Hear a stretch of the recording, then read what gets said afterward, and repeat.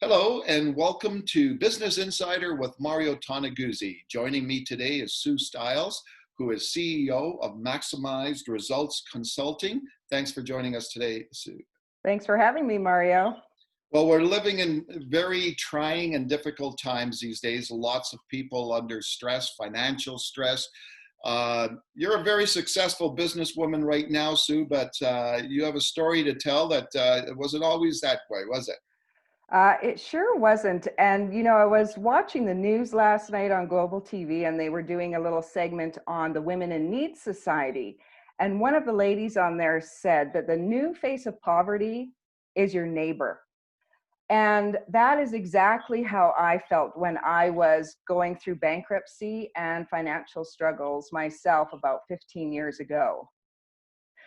I had just gotten divorced. I was a single parent of 4 kids. So I already had stressors. We moved to a new city, struggled along for about a year. And then there was a crisis, a critical moment where I had a bad boss. I mean, it could be the COVID, it could be health, it could be divorce, but there was a moment I just said, I can't work here anymore. However, when you've got 4 kids to manage, you need to have a job. And it did not take long to just down the hill into a dark, dark place. And here's the problem. I think, a lot of people, if you're like me and you never were homeless or in poverty before, what do you do when you can't pay your bills? So luckily, somebody had mentioned in passing, some employee at work had mentioned about that they had gone through bankruptcy and sort of what it was. And thank goodness they had said that, because I wouldn't have even known that there were any resources or services to help somebody who couldn't pay their bills. I mean, that's a hard place to be at. So tell me, okay, so when you look back, 15 years ago, you were at a certain place, a down place in your life. Now you're at an up place, right? You're very successful. So how does one get from down here to up here? Well, I mean, I guess that's part of why I'm willing to talk about it. I usually talk about business. I don't want to open up about all my vulnerable bankruptcy. However, I needed somebody to tell me the story to help me. And so I think, I just want to give back. And if people are feeling stretched, unable to pay their bills, just spiraling down, I think it's important. I wish I would have known more about my resources. Mm. We have food banks, we have social services. I think, 211 you can still call and just find out where those resources were. I think I suffered a lot more because I didn't know. I didn't even know there was a food bank or what that was years ago. Yeah. So find out where your resources are. Also, don't let the depression and the frustration take you down with it. Those bullies in your head, they play mind games with you. And I know I felt like if things are never going to get better, and I'm going to be struggling with low credit score, I'm never going to be able to buy a house, I'm probably not going to get married again, you have this downward spiral. But the truth is, if you can just keep your mentality together, take care of your mental wellness, get some counseling, Yeah. talk to people. And to be honest, you know what? Kids don't always need the latest shoes or fashion, or they just need to know that they are loved. And, if you can pay attention to them and tell them, we're going through a hard time, but you know what? There's strength in the struggle. Yeah. Well, one of the things too I wanted to mention, Suga, you talk about resources, different now, obviously, than it was back then 15 years ago. But one of the things that's helpful for people that they should understand is the government support that's out there now, right? Federal government has come through with a lot of programs to help people financially. Yeah, wow. What, big undertaking for them. And I think if people are already suffering, in 2019, filings for bankruptcies were already up 9%. Yeah. So if you're already in a bad place, that is a world of help. And now, of course, you can make a little bit to top that up as well. but having a vision or a hope, you know what? It's possible to get on the other side of debt. It's possible to get to the other side of bankruptcy, and to come out stronger and wiser, and perhaps to be a helpful resource for somebody else who might be suffering from the same challenges. So, what can people do from a preventative point of view to prevent themselves from getting to that point of being bankrupt? Well, I think we're all, I think we're all a heightened awareness. Like, we should have had an emergency plan.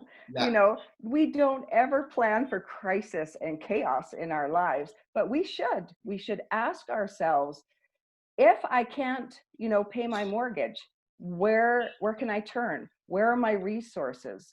How could I downsize? We should have these conversations, if we never have before, have them right now and go through a little bit of an emergency plan. If you own a house, you know what? A lot of people could get rid of cable, downsize your house if you need to, take in a boarder. There are things that you can do. And the financial awareness that I know my grandparents always said, save 10%. Didn't yours? They all saved 10%. That's what they lived on in retirement. Well, in a feast or famine, and when I work with a lot of solopreneurs who are, they get a commission check, they need the whole thing. They don't put those financial, that framework into place. So just some sensible, one of the best books I ever read, The Richest Man in Babylon. Yeah. Save 10% off the top and tuck it away. If I would have had a savings, I would have had a cushion. Yeah. Now, you mentioned you work with solo entrepreneurs, and you're a speaker and you're an author. You deal with kind of a coaching aspect with people. What's your feel and sense of the people that you're dealing with on a daily basis, and how they're feeling these days throughout this? And obviously, we live in Calgary here, so we have the double whammy, right? The COVID crisis hitting us hard, and also the oil patch low price environment. So what's the sense that you're getting from the entrepreneurs that you deal with on a daily basis? Yeah, and it filters all the way down. Yeah. The solopreneurs might not be working in oil and gas, but the effects of that, touch everybody. And I have two different kinds of clients that I'm talking to. Some that were financially smart and had set themselves up for success and had, savings and investments that they can tap into now.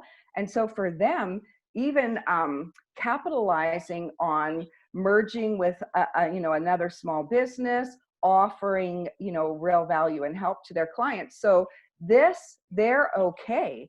And then you have the other extreme, and you won't see these on Facebook. You won't hear from these people on social media saying, I was already struggling. Now, how I don't even have money to put into my business.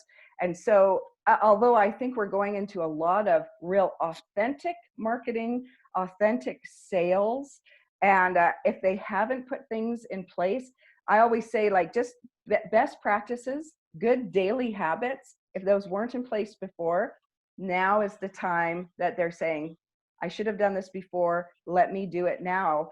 And how do I pivot? How do I Yeah. pivot my services, my business, my offerings going forward? Okay, super.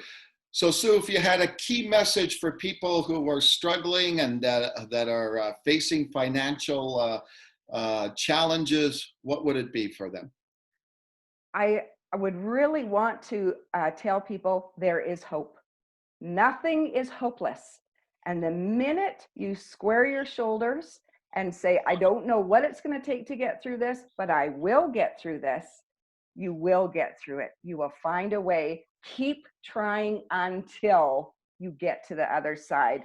Who knew I would be here, remarried? The children are happy and healthy. I own my own business. And I just wouldn't have imagined that that would happen, but it does happen. And take hold of those stories for yourself. Super. All righty, super. Thanks for joining us today, Sue. Thank you, Mario. That was Sue Stiles, who is CEO of Maximized Results Consulting in Calgary. This has been Business Insider with Mario Toneguzzi. Thanks for joining us today.